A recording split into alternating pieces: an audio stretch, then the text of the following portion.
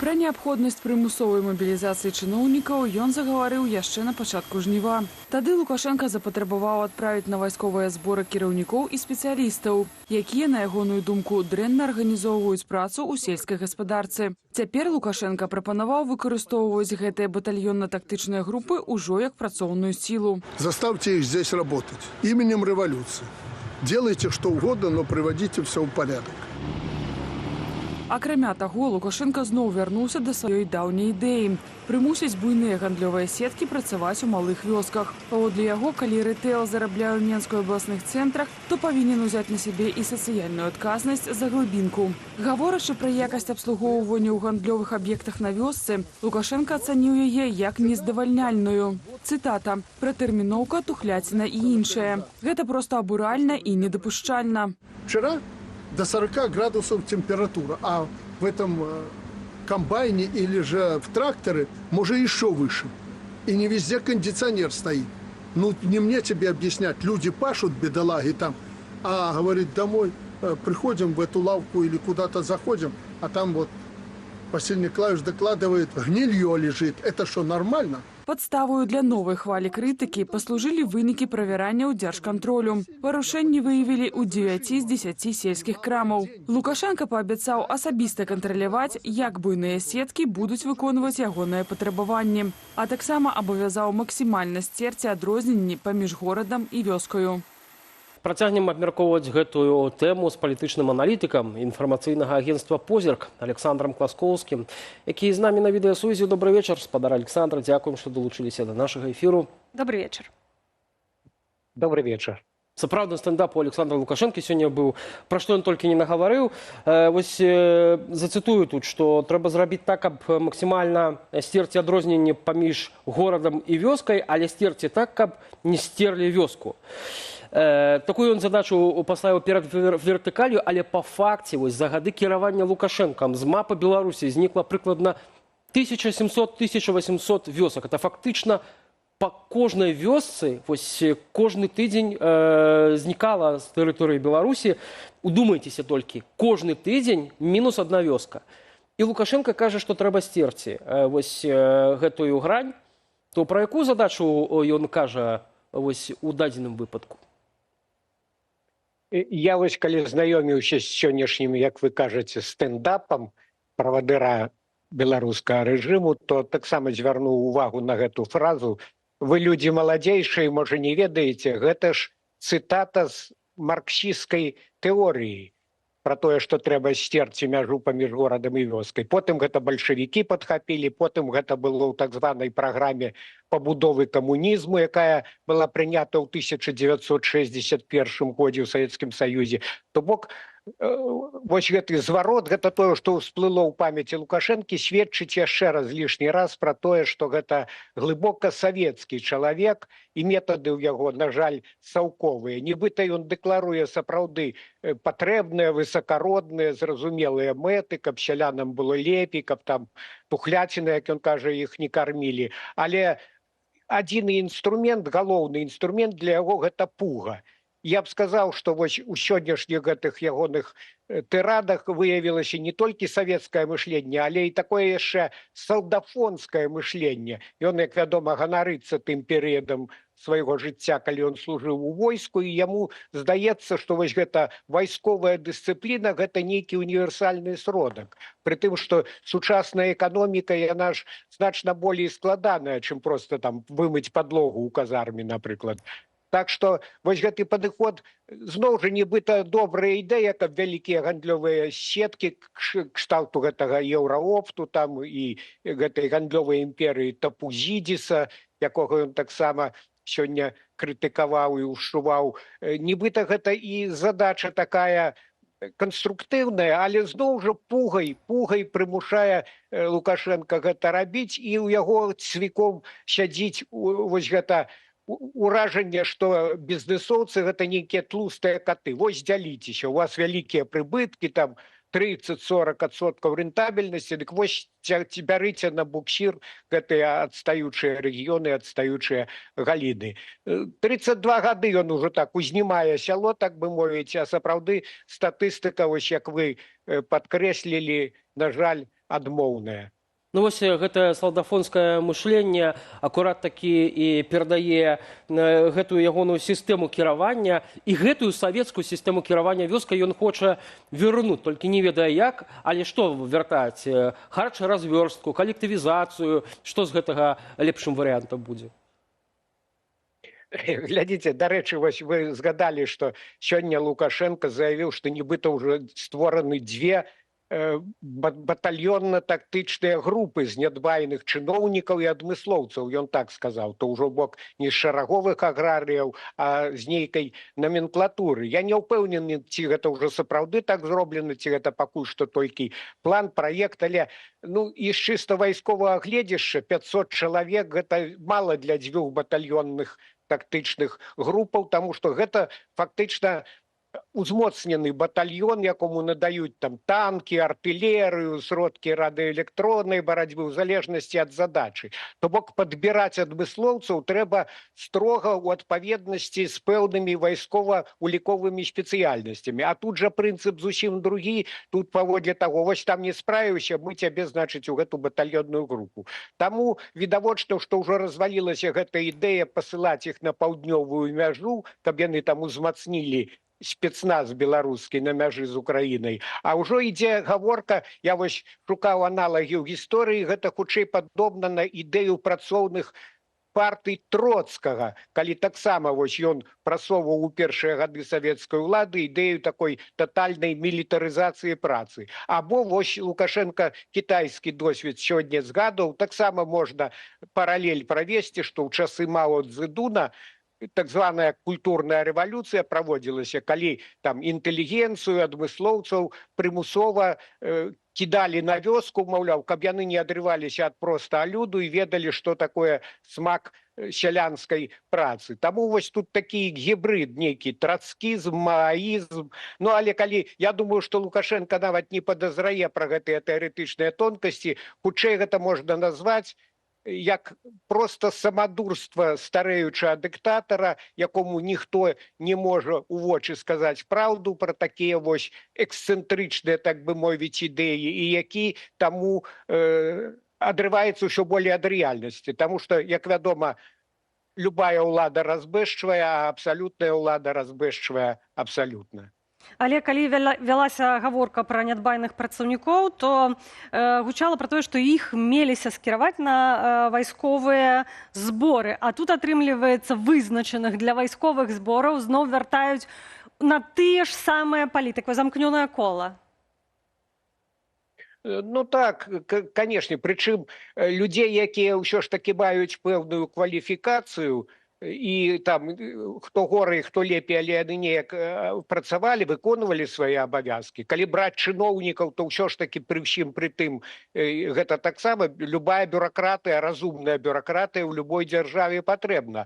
Вышваргнуць гэта ад чыноўніка і паслаць там нейкія камяні на палетках збіраць, ці яшчэ нейкую такую падсобную працу, бо у яго ж няма спецыяльнасці там камбайнера, напрыклад, ці нейкага яшчэ там заатэхніка, агранома і гэтак далей. То бок гэта нерацыянальнае выкарыстанне нават таго патэнцыялу, які ёсць, і гэта звышзадача тут пакараць людзей. Тут Лукашенко, акрамя ўсё іншае, падрывае і ідэю службы ў войску, таму што прапаганда, паколькі прэстыж вайсковай службы тэрміновай асабліва не вельмі высокі, то прапаганда ўсяляк трубіць, што гэта святы абавязак, што гэта пачэсная місія, а тут атрымліваецца, што гэта кшталту турмы, кшталту нейкай папраўчай калоніі, дзе за правіннасці. Лукашенко ў яго рэфрэн: вось там мошкі, камары, хай іх кусаюць, хай іх ядуць. То бок галоўнае, каб яны пакутвалі, не столькі, каб нейкі быў эфект, колькі вось пакараць. На жаль, мы вяртаемся вось да той самай ягонай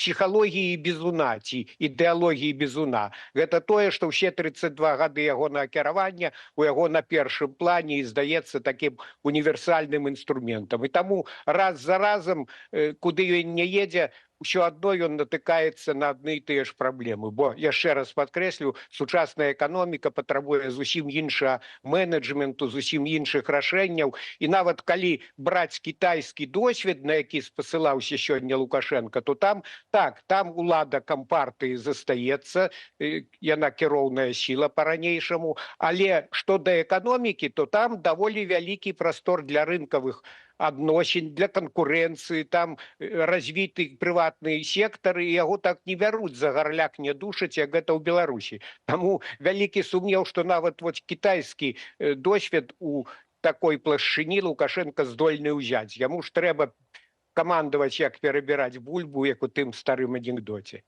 Так, вы ўзгадваеце досвед Китаю, які сёння прыводзіў Лукашенко, і ён кажа: я разумею, што вам, гэта цытата, ведаю, што вам не хочацца, навошта вам гэтыя партыйныя органы, якія будуць займацца кадрамі, і партбюро, куды трэба хадзіць. Але калі з дзяржаўнага пункту гледжання сістэму давядзецца выбудоўваць і даналаджваць. То бок, што ўсё ж такі, на вашу думку, Лукашенко хоча ўвесці? Ён толкам сам не ведае, але ўжо не першы раз ён гэтую ідэю пра тое, што ў нейкай форме трэба партыйную ўладу адраджаць, як гэта было за савецкім часам, гэта ў яго гучыць, гэта нейкі ўжо ягоны ідэфікс. Тут, я думаю, пару момантаў можна адзначыць. Па-першае, яму мала кантролю. Бізун кантроль, як я ўжо падкрэсліваў, гэта для яго, з яго гледзішча, самыя такія эфектыўныя стымулы. Таму яму хочацца, каб яшчэ болей было кантралёраў. За савецкім часам былі выканкамы, раённыя, абласныя і так далей, і былі там райкамы, абкамы партыі, калі яшчэ выклікалі на дыван, так бы мовіць, і прапрацоўвалі гэтых нядбайных гаспадарнікаў, і ў той жа час гэтыя функцыянеры ні за што партыйныя не адказвалі самі, толькі ставілі задачы. Але, па-першае, дзе ён набярэ яшчэ адну вертыкаль? Па-другое, ён стварыў гэту партыю Белая Русь. Некаторыя каментатары казалі: нарэшце створана партыя ўлады. Але ж мы бачым, што ён не хоча дзяліцца нават нейкімі крошкамі ўлады з гэтымі нібыта сваімі праверанымі номенклатурнікамі. То бок, з аднаго боку, ён разумее заганнасць гэтай персаналістычнай сістэмы, у пэўнай ступені разумее, таму што, напэўна, у яго закрадваюцца такія думкі, што я памру і ўсё можа разваліцца. А Савецкі Саюз, там пасля смерці Сталіна прыйшоў Хрушчоў, пасля Хрушчова Брежнеў, і сістэма, у прынцыпе, з нейкімі мадыфікацыямі трывала.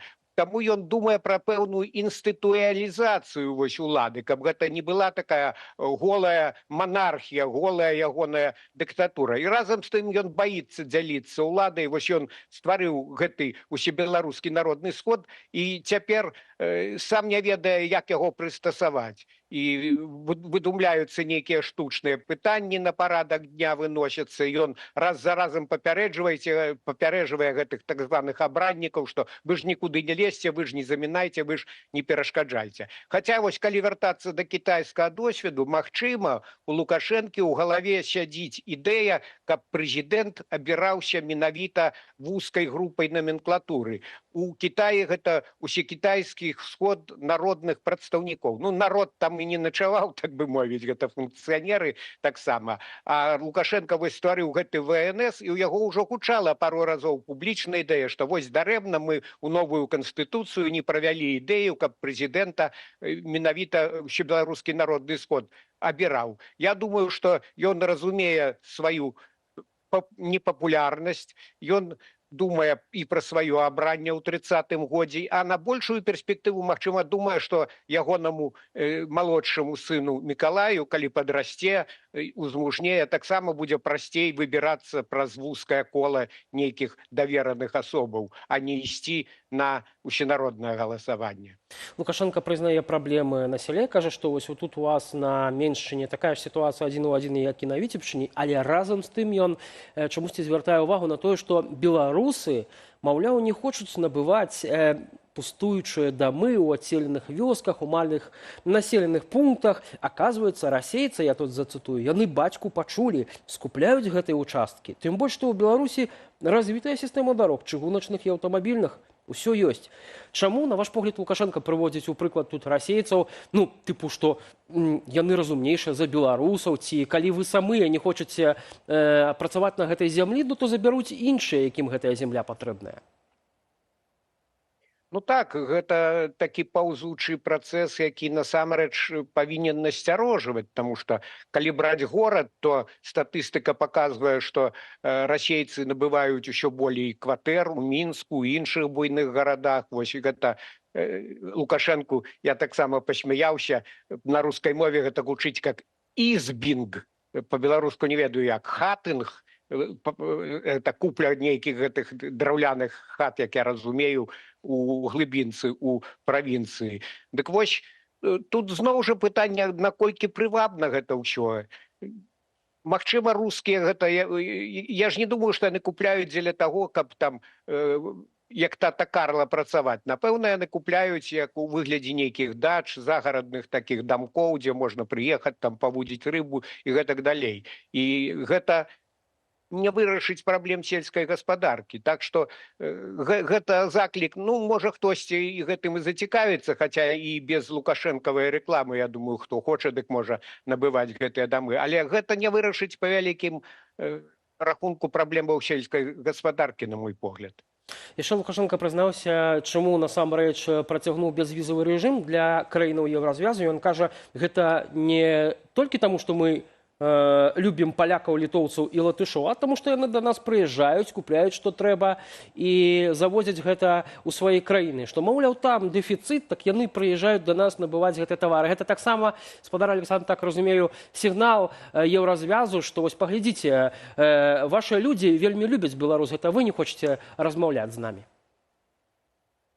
Ну, гэта ў пэўнай ступені тэза такая прапагандысцкая, хаця не сакрэт сапраўды, што частка жыхароў суседніх краін прыязджае ў Беларусь, там паліва, можа, таннейшае, яшчэ нейкія прадукты і гэтак далей, таму што гэта не азначае, што ў Беларусі лепшая эканоміка, гэта азначае, што тут існуюць пэўныя дысбалансы. То бок, да некаторыя тавары, канешне, напрыклад, за кватэру ў Беларусі плацяць значна меней, чым у суседніх краінах, але затое, калі ўзяць там кошык нейкіх іншых тавараў, прамысловыя тавары, то у Польшчы ці ў Літве на свой заробак значна болей можа такі сярэдні грамадзянін купіць. Таму тут прапагандысцкая гульня проста вось на дыспарытэце некаторых цэн і, канешне, жаданне ўпікнуць еўрапейцаў, асабліва суседнія краіны, што яны, маўляў, не даюць сваім людзям ездзіць у Беларусь тут і вырашаць нейкія гандлёвыя пытанні. Хоць насамрэч так урады папярэджваюць, што небяспечныя падарожжы ў Беларусь, таму што мы ведаем не адзін кейс, калі людзей тут арыштоўвалі, абвінавачвалі ў шпіянажы, таго ж польская монахавасць была шумная гісторыя, гэта не адзіная гісторыя, японцаў нават нейкіх хапалі тут за палітыку і абвінавачвалі таксама ва ўсялякіх смертных грахах.